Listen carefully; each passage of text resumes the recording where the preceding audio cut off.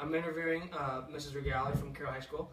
And so what is your job and what do you experience with Tourette's? I'm a high school special education teacher and have been for, I think this is my 20th year. But I don't have a lot of kids that I've had with Tourette's. I have some background in it just from my college. And then I had one student years ago that had Tourette's. Okay. What are the signs or the symptoms of Tourette's?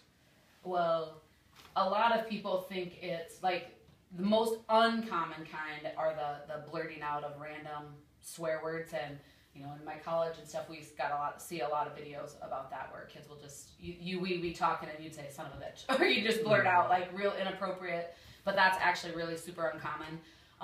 More common is little tics, and there's vocal tics and there's movement tics. So a lot of like people do like this, and a lot of people probably have Tourette's that you don't even know or have been undiagnosed because of that, or they click or clear their throat all the time. So it's just a constant little movement of some sort, and it just depends on the person what kind of tic they have, and some have multiple. And actually, to be Tourette's, you have to have both the vocal and the physical, the movements. Right. Because I know a good friend of mine, they have a boy, and he has tics, but it's not Tourette's, but he has like a little twitching.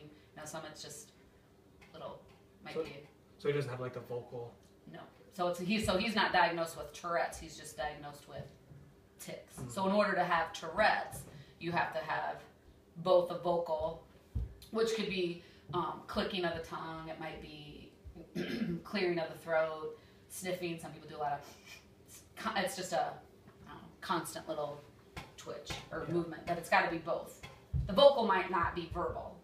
The rare kind is the swearing, the inappropriate. That's the real rare form of Tourette's that you don't see very often. And so, like, do you know can Tourette's be cured? Like, or is there medications that help to slow the tics down? They are still doing a lot of research on it. There's not necessarily any medication. Some take a form of it. I couldn't tell you what it is, but some take some, but most of it can't be. What's interesting is kids get, and I think this is one of your questions, is that you get probably between like 3 and 9 years old is when it's first maybe recognized in an individual, and usually about 7, 8, 9, that's about the most common age of it being diagnosed in someone. But I just totally lost my train of thought.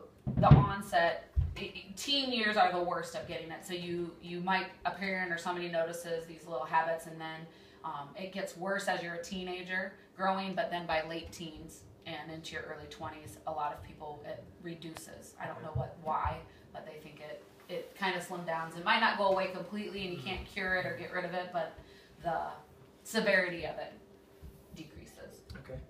And so I was doing research and it said like 80% of kids with Tourette's have another disorder. The person that you had, did they have more disorders than just Tourette's? He was actually, which is interesting, and special education has just changed a lot over the course of years, and now I think we see a lot of kids that get staffed into special ed that really just struggle with school, where this particular kid that I had was super smart, a very, very bright kid, but he had dyslexia as well. So he just had reversal of words, but his grades, everything else were on.